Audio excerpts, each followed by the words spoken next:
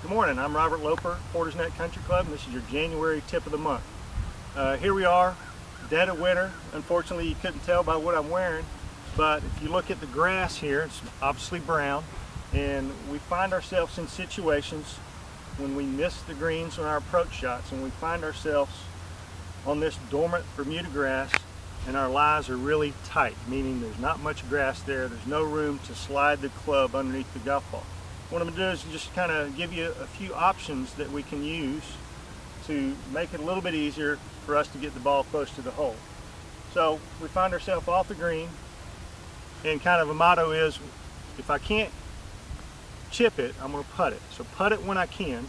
And a good rule is, if I'm off the green 5 or 6 feet, I've got a fairly smooth lie, I can go ahead and putt it. All right. A good putt, a bad putt is always going to get closer than a bad chip. Now when I find myself a little bit further away, there might be a little bit too much distance to the green, I might choose a different club. Now here I'm going to use a flatter face club. I have an 8-iron. We're going to do away with your wedges and your sand wedges. Those are way too difficult to hit off this lie. So I'm going to hit a flatter face club, meaning it has less loft. Some people use a 7-iron or 8-iron. And I'm just going to chip that, and I'm just going to run it up onto the surface of the putting green. All right, just gets it up on the grass a little bit and gets it rolling a little bit. Our next option would be something a little bit different than most people don't try, is to try your hybrid or fairway wood. This has enough loft to start the ball, get it up in the air, get it on top of the grass, and let it roll out like a putt. It's pretty simple. I'm going to go ahead and choke down on this, shorten the club a little bit, and I'm just going to use a slight, nice easy little chip shot motion or putting motion.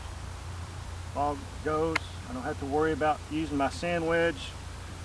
Now when I do use the sand wedge, we'll find a lot of people will try to help that golf ball up in the air. Meaning when I say help, you'll see a lot of people go here and they start flipping the club. They feel like there's not enough grass underneath there to slide the club underneath the golf ball, that they're going to try to help it up. When I do that, I'll see a lot of people get here, they'll try to help it up, they'll come up and they'll scull it like that. All right, now they're in more trouble than they were when they started. The other problem that I see, people will get here, they'll try to come down, and they'll stick it in the ground like that. All right. So the other options that I talked about, the putter, the flatter face club, the 7 or 8-iron, or the hybrid, is going to decrease our margin of error. All right, we're going to get more shots closer to the pin more often. Thank you. I'm Robert Loper, and that's your January tip of the month.